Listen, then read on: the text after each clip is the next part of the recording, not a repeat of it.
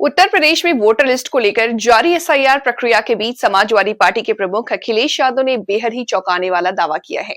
उन्होंने आरोप लगाते हुए कहा है कि बीजेपी जहां जहां हार जाती है वहां वोट कटवा देती है। यूपी में 3 करोड़ वोटरों के नाम हटाए जाने वाले हैं। जिस सीट से मैं चुना गया हूं वहां 2 लाख वोटरों के नाम कट रहे हैं। अखिलेश यादव ने आगे कहा, जिस सीट से मैं चुनकर आता हूं, अभी जो डेटा निकल करके सामने आया है वो ये है कि यहाँ 2 लाख से ज्यादा वोट काटे जा रहे हैं।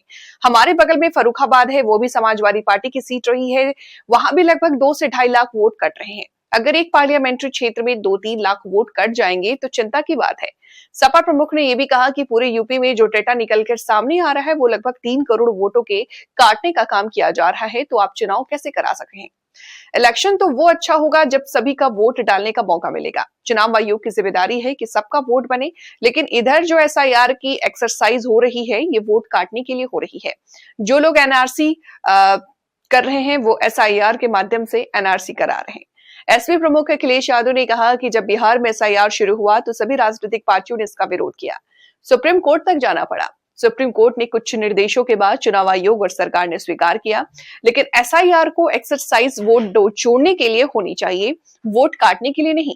बिहार में बड़े पैमाने पर वोट काटे गए क्योंकि आज बूथ लेवल पर डेटा उपलब्ध है। जब उनसे पूछा गया कि सरकार कह रही है कि वो स्ट्रीमलाइन में बनी रहना चाह रही है, इस सवाल का अखिलेश यादव ने कहा कि आपके पास आधार कार्ड है, उसे पूरा डेटा है, उसमें रेटिना की इमेज है, हाथों के फिंगरप्रिंट है, तो आप आधार को वोटर लिस्ट से क्यों नहीं जोड़ना चाहते। अगर आप आधार को वोटर लिस्ट से जोड़ दें तो लोगों को इतनी परेशानी तकलीफ नहीं होगी, उन्हें फॉर्म नहीं भरने पड़ेंगे, कागज नहीं ढूंढने पड़ेंगे, लेकिन आपकी नीयत साफ नहीं है।